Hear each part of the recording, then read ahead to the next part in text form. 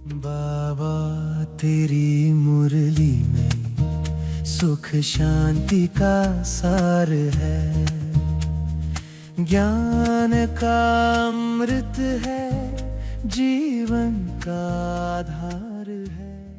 ओम शांति। प्यारे रूहानी भाई बहनों, आज 26 अप्रैल 2026 की मधुर अव्यक्त मुरली के मंथन में आपका बहुत बहुत स्वागत है। ओम शांति। आज बाप दादा ने हमें नवयुग की बधाइयों से भर दिया है। बिल्कुल, और ये ईश्वरीय बधाई कोई साधारण या लौकिक बात नहीं है। बाहर की दुनिया में जब नया साल आता है तो केवल एक कैलेंडर बदलता है, तारीखें बदलती हैं, लोग जो सौगातें देते हैं वे सब नाशवान होती हैं। हाँ, वे वस्तुएं कुछ घंटों या दिनों की खुशी देकर समाप्त हो जाती हैं। सत्य कहा। लेकिन शिव बाबा यहाँ कोई लौकिक बधाई नहीं दे रहे हैं। परमपिता परमात्मा अपनी श्रेष्ठ मत द्वारा सीधे नवयुग यानी उस आने वाले गोल्डन वर्ल्ड के अधिकारी बनने की स्मृति दिला रहे हैं। यह एक अविनाशी ईश्वरीय सौगात है। ये सिर्फ एक लाइन नहीं, ये शिव बाबा का परम सत्य है कि नए वर्ष में सभी आत्माओं को संदेश देकर गोल्डन वर्ल्ड की गिफ्ट दो। बाप समान बनने के लिए देही अभिमानी रहने की नेचर नेचुरल बनाओ। इस एक महावाक्य की गहराई अथाह है। इसका बहुत सीधा और गहरा अर्थ ये है कि ब्राह्मण जीवन में जो सुख, शांति और पवित्रता का खजाना मिला है वो केवल स्वयं तक सीमित रखने के लिए नहीं है, उसे बांटना है। क्योंकि दुनिया इस समय भय, चिंता और गहरे अंधकार के भंवर में फंसी है, जहां लौकिक वस्तुओं से सच्ची शांति नहीं मिल सकती। हाँ, हर तरफ एक अनजाना डर है, एक घबराहट है, और ऐसे समय में ये अविनाशी वर्षे का संदेश ही एकमात्र प्रकाश की किरण है। यही कारण है कि ये संदेश देना इस समय की सबसे बड़ी पुकार बन जाता है। ईश्वरीय गुणों और शक्तियों का प्रकंपन किसी तड़पती हुई आत्मा तक पहुंचाना ही सबसे बड़ी सेवा है। बिल्कुल, और ये संदेश केवल मुख से ज्ञान सुनाने तक सीमित नहीं है। ये तो एक वाइब्रेशन देने की बात है। अपने शांत स्वरूप और रूहानी चलन से ये अनुभूति कराना कि दुख हरता विधाता आ चुका है। जैसे भयंकर तूफान में फंसी नाव के लिए किनारे पे खड़ा एक लाइट हाउस जो कुछ बोलता नहीं, बस अपनी रोशनी देता है। बहुत सटीक बात है। लाइट हाउस की तरह शांत रहकर प्रकाश देना है। और अगर ये ईश्वरीय सौगात नहीं बांटी, इस प्रकाश को छुपा कर रखा, तो इसका नुकसान बहुत भारी होगा, बहुत गहरा घाटा होगा। वंचित आत्माएं अंत समय में बहुत बड़ा उल्लाना देंगी, और वो उल्लाना कोई साधारण शिकायत नहीं होगी। वो उल्लाना बहुत बड़ा बोझ बन जाएगा। जरा उस दृश्य का गहराई से मंथन करें।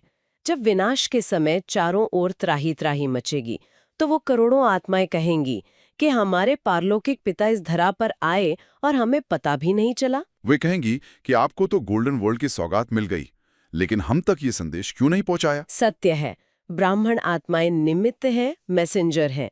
अगर मैसेंजर ही अपना कार्य भूल जाए या आलस से कर जाए, तो उन आत्माओं का क्या होगा जो अनजाने में भगवान को खोज रही हैं? शिव बाबा को हर बच्चे पर रहम आता है। बाबा चाहते हैं कि मास्टर रहमदिल बनकर ये कार्य किया जाए। अगर प्यासे को मीठे जल का रास्ता मालूम हो और वो मौन रहे, तो वो मास्टर रहमदिल नहीं है। बिल्कुल, इस बात को एक बहुत स्पष्ट उदाहरण से समझा जा सकता है। वर्तमान समय में जब कोई व्यक्ति गहरे डिप्रेशन या अज्ञात भय से गुजर रहा होता है, तब उसे कोई भी भौतिक वस्तु, चाहे वो कितना भी बड़ा बैंक बैलेंस हो, शांति नहीं दे सकती। लेकिन ऐसे समय में कोई देही अभिमानी आत्मा अपने शांत स्वरूप में स्थित होकर केवल एक रूहानी दृष्टि दे। हाँ, सिर्फ रूहानियत और ईश्वरीय प्रेम के दो मीठे शब्द बोले तो वो आत्मा तुरंत बहुत बड़ा हल्कापन महसूस करती है, जैसे सिर से भारी बोझ उतर गया हो। यही है सच्ची शक्तियों की गिफ्ट्स देना। बाबा ने आज कितना गहरा सवाल पूछा है। जब देह अभिमान की नेचर नेचुरल रही, कभी याद आता है कि देह अभिमान में आ जाऊं, ये पुरुषार्थ किया? अभी भी देह अभिमान और देही अभिमान, तो देही अभिमानी बनने में भी मेहनत क्यों? जैसे देह अभिमान नेचुरल था, वैसे ही देही अभिमानी बनने की नेचर नेचुरल होनी चाहिए। जब लक्ष्य बाप समान बनने का है, तो लक्षण भी समान होने चाहिए।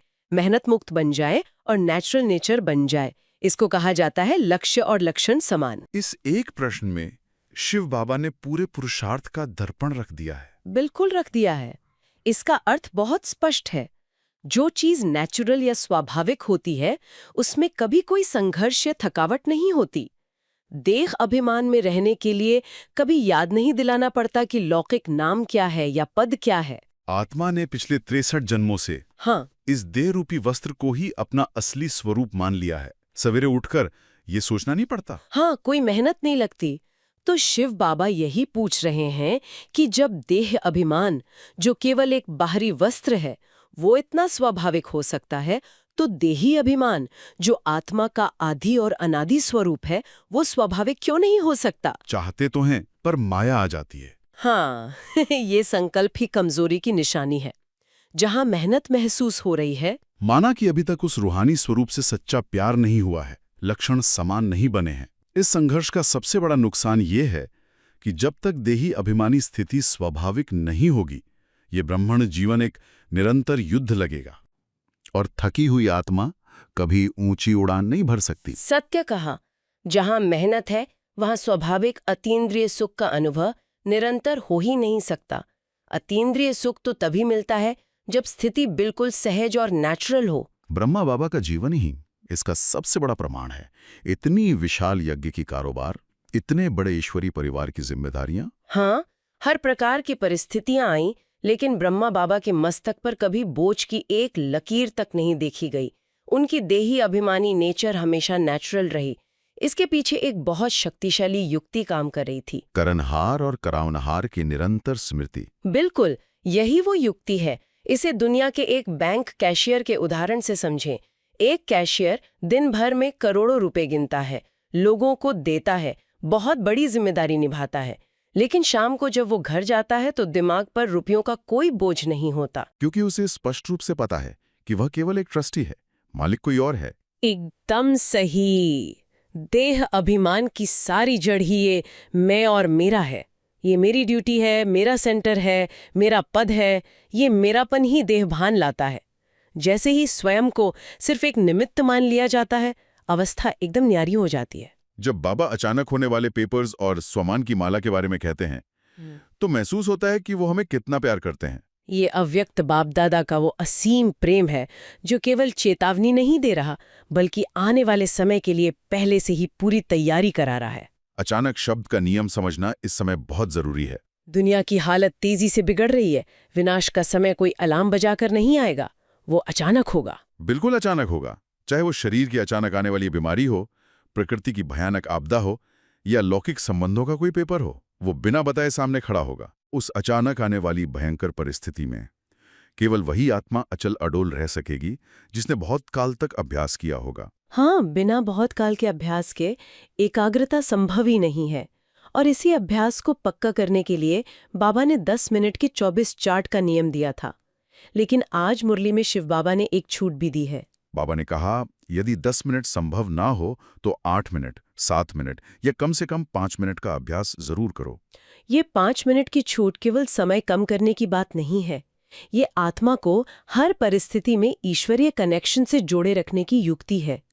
इसके पीछे का आध्यात्मिक विज्ञान बहुत गहरा है। बिना इस अभ्यास के आपातकाल में बुद्धि काम करना बंद कर देती है। सत्य है। इसे फायर ड्रिल के उदाहरण से समझा जा सकता है।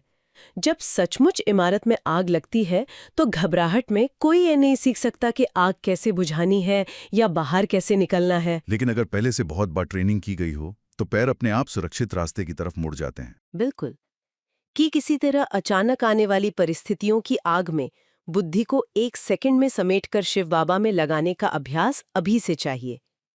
ये नुकसान बहुत बड़ा है कि अगर अभी अलबेलापन किया तो आधा कल्प की प्रारब्ध घट जाएगी। अंत समय में बुद्धि भटकेगी और इसी भटकाव को रोकने के लिए बाबा ने स्वमान की माला की अमूल्य भेंट दी है।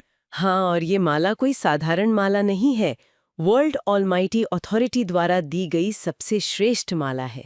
सतयुग में राज्य भाग्य मिल जाएगा, लेकिन मैं मास्टर सर्वशक्तिमान हूँ, ये ईश्वरीय स्वमान केवल संगम युग की देन है। स्वमान अर्थात स्व का सच्चा मान। जहां ये होता है वहां देहभान स्वतः ही समाप्त हो जाता है। बिल्कुल समाप्त हो जाता है। और इसी से जुड़ा हुआ माया के प्रवेश करने का जो कारण बाबा ने बताया है, वो हमारी आंखें खोलने वाला है। माया कोई बाहर का दुश्मन नहीं है जो जबरदस्ती हमला कर दे। माया अपने आप कभी नहीं आती। हमारे कमजोर और हल्के संकल्प ही माया का आह्वान करते हैं। सत्य कहा। व्यर्थ संकल्प केवल नकारात्मक विचार नहीं है, यह आत्मा की ऊर्जा को सोखने वाली बहुत बड़ी लीकेज है। जैसे किसी मोबाइल में फालतू बैकग्राउंड ऐप चल रहे हों तो बिना कुछ किए ही बैटरी खत्म हो जाती है। जब आत्मा व्यर्थ संकल्प चलाती है तो उसकी आध्यात्मिक शक्ति तेजी से ड्रेन होने लगती है, रूहानी इम्यूनिटी घट जाती है। हाँ, और तब माया के लिए दरवाजा अपने आप खुल जाता है। स्वमान भूलना ही देह भान को लाना है। इसी दरवाजे को मजबूती से बंद रखने का काम करती है ये स्वमान की माला, जो एक फायरवॉल बना देती है। चलते फिरते अमृत वेले दिए गए किसी एक स्वमान को, जैसे मैं कर्णहार ट्रस्टी आत्मा हूं, माला की तरह घुमाते रहना। बिल्कुल। जब मन इतने ऊंचे संकल्पों और ईश्वरीय स्वमानों से भरपूर रहेगा तो किसी भी हल्के संकल्प के लिए जगह ही नहीं बचेगी। बर्तन शुद्ध दूध से भरा हो तो कचरे की जगह नहीं रहती। यही अभ्यास पुराने वर्ष के साथ साथ पुराने स्वभाव को सच्ची विदाई दिलाएगा। सत्य है। श्रीमत पर कदम कदम चलना ही बाबा के हाथ में हाथ देकर चलना है। और इसी शक्तिशाली स्थिति को वरदान देने के लिए बाबा ने आज की मुरली के अंत में अपनी असीम याद प्यार दी है। अभी चारों ओर के देश विदेश के हरेक बाप के प्यारे, बाप के लाडले, बाप के सिखीलदे बच्चों को विदाई और बधाई। और बाप दादा ने सुनाया कि पुराने वर्ष के साथ पुराने संस्कार को भी विदाई देने वाले, स्वभाव को भी विदाई देने वाले महावीर बच्चे, हर कदम में पद्मों की कमाई करने वाले, बाप दादा जो सदा स्वमान देते हैं उस स्वमान की स्थिति में रह अनुभव करने वाले, हर एक बच्चे को बाप दादा ऐसे रूप में देखते कि ये एक एक बच्चा 21 जन्म के वर्षे के अधिकारी, सारे कल्प में 21 जन्म के अधिकारी बनने का वर्षा आप बच्चों को ही मिलता है। तो ऐसे श्रेष्ठ अधिकारी चारों ओर के बच्चों को बाप दादा बाप, शिक्षक और गुरु के रूप से तीनों ही रूपों से याद प्यार और नमस्ते दे रहा है। ओम शांति। बाबा ने आज हमें बहुत गहरी विधि सिखाई है। आज बाप दादा के जो अव्यक्त इशारे हैं ना, वो हमारी चेतना के एकदम सूक्ष्म स्तर पर काम करते हैं। अच्छा, सूक्ष्म स्तर पर? वो कैसे? मतलब बाप दादा ना एक एक बच्चे के मस्तक में वो संपूर्ण पवित्रता की चमकती हुई मणि देखना चाहते हैं। हाँ, वो तो है। उनका स्पष्ट इशारा है कि हमारे नयन रूहानियत से चमकते हों, बोल में एकदम मधुरता हो, अमूल्य शब्द हो और सबसे बड़ी बात, हर कर्म में संतुष्टता और निर्माणता हो। निर्माणता मतलब नम्रता, राइट? हाँ बिल्कुल, नम्रता। सुनने में और कल्पना करने में तो ये चित्र बहुत ही सुंदर लगता है, संपूर्ण पवित्रता की मणि और ये सब। लेकिन जरा इसे प्रैक्टिकली देखते हैं, एकदम धरातल पर उतारते हैं। हाँ, वो समझना बहुत जरूरी है। मान लीजिए एक बहुत ही बिजी ऑफिस है, बहुत भारी तनाव है, काम का दबाव है और डेडलाइन सिर पर है। जो आजकल लगभग हर वर्क प्लेस पर होता ही है। हाँ, और वहां कोई सहकर्मी जानबूझकर पॉलिटिक्स कर रहा है या मान लीजिए मेरे काम का क्रेडिट ले रहा है। राइट। अब ऐसे माहौल में अगर मैं निर्माणता के नाम पर, मतलब नम्रता के नाम पर चुप रहूं तो दुनिया तो इसे मेरी कमजोरी मानेगी ना। यही तो सबसे बड़ा कंफ्यूजन है। ये एक बहुत ही यथार्थ और गंभीर उलझन है जो हम सबके सामने आती है। हाँ, क्योंकि अगर मैं चुप रहा तो क्या सामने वाले का अहंकार और नहीं बढ़ेगा? हाँ, तो वहां संतुष्टता और नम्रता कैसे लाएं? देखिए, यहीं पर हमें समझना होगा कि जो आध्यात्मिक निर्माणता है और जो सांसारिक डरपोकपन है ना, उन दोनों में जमीन आसमान का अंतर है। निर्माणता का असली अर्थ अन्याय सहना या अंदर ही अंदर घुटते रहना बिल्कुल नहीं है। तो फिर इसका प्रैक्टिकल अर्थ क्या है? इसका असली अर्थ है अपने स्वमान में अचल रहना। आप जरा गहराई से सोचिए, जब कोई ऑफिस में या घर में पॉलिटिक्स कर रहा है, हाँ, या गुस्से में आकर कोई गलत व्यवहार कर रहा है, तो वास्तव में उस वक्त उसकी अपनी स्थिति क्या होती है? वो तो मतलब डिस्टर्ब ही होता है। बिल्कुल, वो आत्मा माया के पूरी तरह से वश में है। उसका अपने ऊपर कोई कंट्रोल नहीं बचा है। हाँ, ये बात तो है। अब अगर उसके रिएक्शन में आपके अंदर भी गुस्सा आ जाए या बदला लेने की भावना ट्रिगर हो जाए तो ये क्या हुआ? फिर तो मैं भी उसी के लेवल पर आ गया। एग्जैक्टली। ये दो बीमार आत्माओं का टकराव हो गया और एक बीमार आत्मा दूसरी बीमार आत्मा का इलाज कभी नहीं कर सकती। बाप रे, दो बीमार आत्माओं का टकराव, ये बहुत ही पावरफुल एनालॉजी है ना? मतलब अगर सामने वाले का ईगो काम कर रहा है और मेरे अंदर भी अहंकार जाग गया कि इसने मेरे साथ ऐसा कैसे किया, तो आपकी पवित्रता की मणि तो वही मैली हो गई। हाँ, मणि तो मैली हो गई, लेकिन प्रैक्टिकली सोचिए ना, जब खून खौल रहा हो, जब ईगो पर चोट लगी हो, उस 1 मिनट में इस स्थिति को संभाला कैसे जाए? यहीं पर बाबा की बताई हुई विधि काम आती है। बाबा कहते हैं कि संपूर्ण पवित्रता केवल स्थूल ब्रह्मचर्य नहीं है। अच्छा, हाँ, बल्कि हमारे संकल्पों में भी किसी के प्रति कोई मैल न हो। जब वो तनावपूर्ण परिस्थिति सामने आए ना, तो सबसे पहला कदम है अपनी देखने की दृष्टि को बदलना। दृष्टि को बदलना कैसे बदलें? रूहानियत से चमकते नयन, जो आज बाबा ने कहा, उसका अर्थ यही है कि हमें उस व्यक्ति का बाहरी दुर्व्यवहार नहीं देखना है। तो क्या देखना है हमें? हमें उसके पीछे बैठी हुई एक कमजोर, परेशान और एकदम खाली आत्मा को देखना है। अच्छा, एक खाली आत्मा। जैसे मान लीजिए कोई बहुत बीमार इंसान दर्द के मारे चिड़चिड़ा हो जाए, तो क्या हम उस पर गुस्सा करते हैं? नहीं, तब तो हम समझते हैं कि बेचारे को तकलीफ है। बस, जब हम ये समझ लेते हैं कि दुर्व्यवहार करने वाली आत्मा असल में आंतरिक रूप से शक्तिहीन है, तो हमारे अंदर गुस्से की जगह क्या आएगा? स्वतः ही रहम पैदा होगा। कहना तो मतलब बहुत आसान है कि किसी के अवगुण ना देखें, लेकिन सच कहूं तो प्रैक्टिकली मुश्किल लगता है, राइट? बहुत मुश्किल। परिवार में या वर्क प्लेस पर कुछ लोग ऐसे होते हैं जिनके अवगुणों को इग्नोर करना नामुमकिन सा लगता है। क्योंकि हम पास्ट को पकड़ कर रखते हैं। हाँ ना, उनके पुराने ट्रैक रिकॉर्ड हमारे दिमाग में चलते रहते हैं कि इसने पिछली बार भी ऐसा किया था, या ये तो कभी सुधर ही नहीं सकता। बिल्कुल। तो क्या यही पर बाबा की वो श्रीमत लागू होती है जहां पुराने स्वभाव को विदाई देने की बात कही गई है? और पुराने संस्कारों को पूरी तरह से विदाई दिए देना धारणा का एक कदम भी आगे नहीं बढ़ाया जा सकता। कदम भी नहीं। नहीं। बाबा की श्रीमत पर चलने का अर्थ ही यही है कि जो भी व्यर्थ संकल्प है ना, उनका नाम और निशान हमारे मन से मिट जाए। मतलब ये जो मैं सोचता हूँ कि ये हमेशा ऐसा करता है या मेरे साथ ही ऐसा क्यों होता है, ये सब भयंकर व्यर्थ संकल्प हैं। वाओ। ये आपकी आत्मा की सारी ऊर्जा, सारी एनर्जी सोख लेते हैं। अरे बाप रे। जब तक ये पुराने हिसाब किताब दिमाग में चलते रहेंगे ना, तब तक आपके विचार समर्थ नहीं बन सकते। बाबा का हाथ पकड़ने का मतलब है इन पुरानी आदतों को हमेशा के लिए छोड़ देना। तो क्या हम इसे आज की भाषा में ऐसे समझें जैसे हम अपने फोन या कंप्यूटर का सारा डेटा क्लाउड सर्वर पे बैकअप कर देते हैं? हाँ, ताकि हमारा डिवाइस हल्का रहे। तो वैसे ही अपने मैं और मेरेपन या उन पुरानी शिकायतों की भारी फाइल को तुरंत बाबा के सर्वर पे अपलोड कर देना है। बहुत ही सटीक उदाहरण है ये। कह दो बाबा, ये विचार मेरा नहीं है, ये आप संभालो।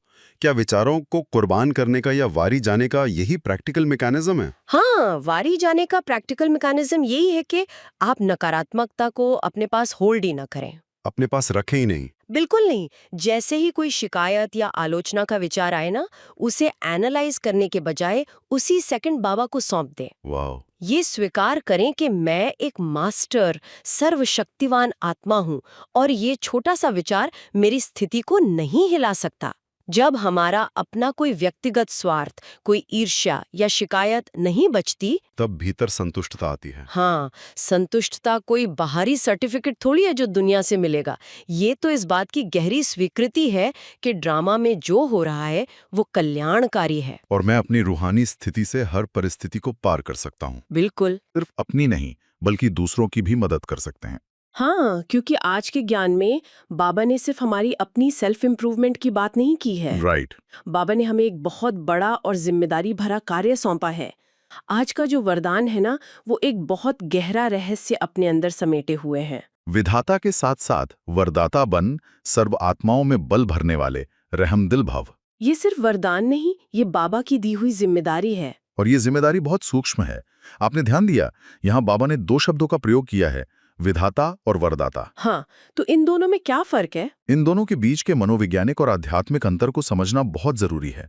विधाता वो है जो ज्ञान देता है, जो सही और गलत का रास्ता दिखाता है। जैसे हम किसी को अच्छी सलाह देते हैं। हाँ, लेकिन वरदाता वो है जो न सिर्फ रास्ता दिखाता है, बल्कि उस कमजोर आत्मा को उस रास्ते पर चलने की विल पावर यानी शक्ति भी प्रदान करता है। इसे थोड़ा और डिकोड करते हैं।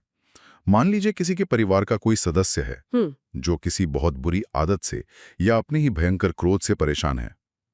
वो खुद अंदर से बदलना चाहता है, लेकिन उसमें हिम्मत नहीं है, जो कि बहुत कॉमन है। हाँ, वो कोशिश करता है और बार बार हार जाता है। ऐसे में हमारी डिफॉल्ट प्रतिक्रिया क्या होती है? हम तुरंत विधाता बन जाते हैं। बिल्कुल, हम ज्ञान देने लगते हैं। हम उन्हें लेक्चर देने लगते हैं कि तुम्हें ये आदत छोड़ देनी चाहिए, गुस्सा सेहत के लिए खराब है, तुम कोशिश क्यों नहीं करते?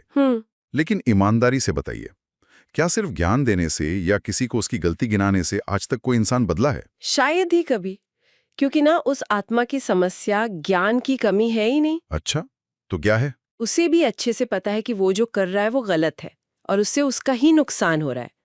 उसकी असली समस्या है शक्ति की कमी, विल पावर की कमी। हाँ, माया का या उस पुराने आदत का प्रभाव इतना गहरा है कि वो आत्मा पूरी तरह से विल पावर खो चुकी है।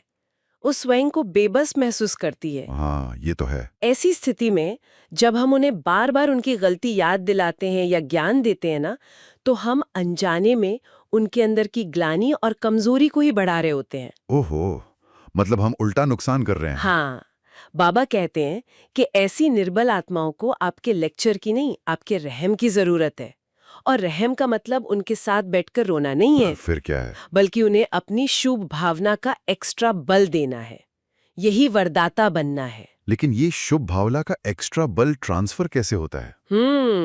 ये एक बहुत अच्छा सवाल है। क्या सिर्फ मन ही मन सोचना है कि ये ठीक हो जाए?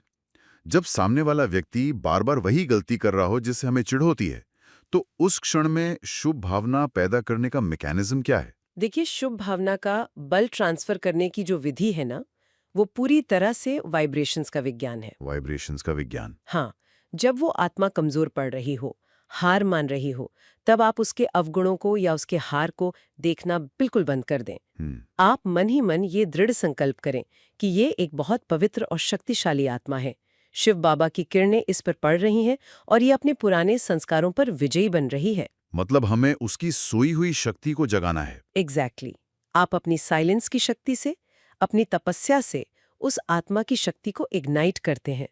आप बिना एक भी शब्द कहे उसे एक मानसिक सहारा देते हैं। वाह! लेकिन यहाँ बाबा ने एक बहुत बड़ी शर्त भी रखी है। कौन सी? बाबा ने कहा है कि वरदानी मूर्त हम तभी बन सकते हैं जब हमारा हर संकल्प बाप के प्रति कुर्बान हो। बिल्कुल सही। इसका मतलब है कि अगर मैं किसी को शुभ भावना दे रहा हूं, लेकिन मन के एक छोटे से कोने में ये चल रहा है कि मैं इसकी इतनी मदद कर रहा हूं, कम से कम इससे मेरी बात तो माननी चाहिए। या देखते हैं मेरे वाइब्रेशन से ये सुधरता है या नहीं। हाँ, तो क्या वो वाइब्रेशन काम करेगा? बिल्कुल काम नहीं करेगा। Zero result. जीरो। ऐसा क्यों? क्योंकि जैसे ही मैं और मेरा शामिल हुआ ना, जैसे ही उस शुभ भावना के साथ फल की इच्छा या कोई अपेक्षा जुड़ गई, वो संकल्प स्वार्थ से भर गया। अच्छा, तो वो शुद्ध नहीं रहा। हाँ, फिर वो शुभ भावना का शुद्ध बल रहा ही नहीं। वो एक व्यापार बन गया। जैसे सूर्य बिना किसी भेदभाव के, बिना ये सोचे रोशनी देता है कि कौन इसका शुक्रिया अदा करेगा, वैसे ही हमें देना है। एग्जैक्टली। वैसे ही एक वरदाता आत्मा सिर्फ देने का भाव रखती है। जब हम पूरी तरह से वारी जाते हैं ना, तब मन में कोई शिकायत, कोई अपेक्षा नहीं लेती। क्या बात है। और जब ये स्थिति बन जाती है तो आपको बोलकर कुछ समझाने की जरूरत नहीं पड़ती। आपकी शांत उपस्थिति ही दूसरों के लिए वरदान बन जाती है। उपस्थिति मात्र से वरदान मिलना, ये बहुत ही पावरफुल स्थिति है। और मुझे लगता है कि इस पूरी स्थिति का जो फाउंडेशन है, जो नींव है, वो आज के स्लोगन में बहुत स्पष्टता से बताई गई है। अपने सत्य स्वरूप की स्मृति हो तो सत्यता की शक्ति आ जाएगी। इस स्लोगन पर ना गहराई से सोचना बहुत जरूरी है, क्योंकि हमारी दुनिया में सत्यता या सच्चाई का बड़ा ही अजीब सा रूप बना दिया गया है। हाँ, अक्सर लोग कहते हैं सच्चाई कड़वी होती है। एग्जैक्टली। अगर कोई बहुत रूखे, तीखे और चुभने वाले तरीके से बात करता है, तो वो खुद को डिफेंड करता है कि मैं तो मुंह फट हूं, मैं तो बस सच बोलता हूं। क्या इसी सत्यता की बात बाबा कर रहे हैं? अरे नहीं, ये एक बहुत बड़ी और आम गलत फहमी है। दुनियावी सच्चाई जो है ना, वो अक्सर अहंकार और खुद को सही साबित करने के जिद से जुड़ी होती है। लोग सच को एक हथियार की तरह इस्तेमाल करते हैं। बिल्कुल, दूसरों को नीचा दिखाने के लिए। लेकिन बाबा जिस सत्यता की बात कर रहे हैं, वो आत्मा के सत्य स्वरूप से जुड़ी है। सत्य स्वरूप मतलब? आत्मा का सत्य स्वरूप क्या है? आत्मा मूल रूप से शांत है, प्रेम स्वरूप है, पवित्र है। हाँ, ये तो उसका ओरिजिनल नेचर है। तो जब हम इस गहरी स्मृति में टिकते हैं कि मैं एक अनादि, अविनाशी, शांत स्वरूप आत्मा हूँ, तो जो सच्चाई हमारे व्यवहार से बाहर आती है, उसमें कभी कड़वाहट या कठोरता हो ही नहीं सकती। यानी अगर मैं अपने सत्य स्वरूप में हूं, तो मुझे किसी से बहस करने की या चीख कर अपनी बात मनवाने की जरूरत ही महसूस नहीं होगी। बिल्कुल नहीं। सच को हथियार बनाकर किसी को चोट पहुंचाना तो रूहानियत नहीं है। जब भीतर पूर्ण शांति है और तब आप कोई बात कहते हैं ना, तो सामने वाला उसे अटैक की तरह नहीं लेता। हाँ, वो उसे एक शुभ भावना की तरह ग्रहण करता है। सत्य अपने आप में इतना शक्तिशाली है कि उसे साबित करने के लिए क्रोध या कठोरता की बैसाखी की कोई आवश्यकता नहीं होती। बहुत खूब। पुस्तक में चमकती संपूर्ण पवित्रता की मणि, अमूल्य बोल और संतुष्टता, ये सब तभी संभव है जब हम इस सत्य स्वरूप की स्मृति में रहें। सत्यता की शक्ति का मतलब ही ये है कि आपके प्रकंपन इतने शुद्ध हों कि सामने वाली आत्मा में कोई प्रतिरोध न उठे। बल्कि वो स्वतः ही उस सत्य को महसूस कर ले और स्वीकार कर ले। क्या अद्भुत क्लैरिटी है। आज के इस पूरे मंथन ने बाबा के अव्यक्त इशारों को हमारे सामने बिल्कुल खोल कर रख दिया है। तो आज बाप दादा ने हमें संपूर्ण पवित्रता की मणि और सत्य स्वरूप की स्मृति दिलाई और अंत में विधाता के साथ वरदाता बनने का वरदान देकर शक्तिशाली बनाया। अब समय आ गया है इस गहन चर्चा को सिर्फ बुद्धि के स्तर पर न रखकर अपनी आंतरिक गहराइयों में उतारने का। आइए इस शोरगुल वाली बाहरी दुनिया से अपना ध्यान हटा लें और कुछ पल के लिए पूरी तरह अंतर्मुखी हो जाएं। मैं एक आत्मा हूं, भ्रुकुटी के सिंहासन पर विराजमान, एक चमकती हुई दिव्य मणि। मैं अपने अनादि सत्य स्वरूप में स्थित हूं, पूर्ण शांत, पूर्ण पवित्र। मेरे सामने ज्ञान सूर्य शिव बाबा है। बाबा की दिव्य किरणें मुझ आत्मा पर पड़ रही हैं। मेरा हर एक संकल्प मेरे बाबा पर कुर्बान हो चुका है। सारी शिकायतें, सारा मैं और मेरापन अब खत्म हो चुका है। बाबा की किरणों से मुझ में शुभ भावना का असीम बल भर रहा है। मैं एक मास्टर सर्वशक्तिवान, विधाता के साथ साथ एक वरदाता आत्मा हूं। मुझसे निकलती हुई ये शक्तिशाली किरणें दुनिया की सभी कमजोर और निर्बल आत्माओं तक पहुंच रही हैं। वे सब भी शक्तिशाली बन रही हैं, उनमें हिम्मत आ रही है। मैं सदा रूहानियत से भरपूर, निर्माण और संतुष्ट आत्मा हूं। बाबा के सामने संकल्प लें, मैं वरदाता आत्मा हूं, अपनी शुभ भावना से निर्बल आत्माओं में बल भरूंगा। कमेंट में लिखें वरदाता। ओम शांति। ओम शांति। बाबा तेरी मुरली में सुख शांति का सार है, ज्ञान का अमृत है, जीवन का आधार।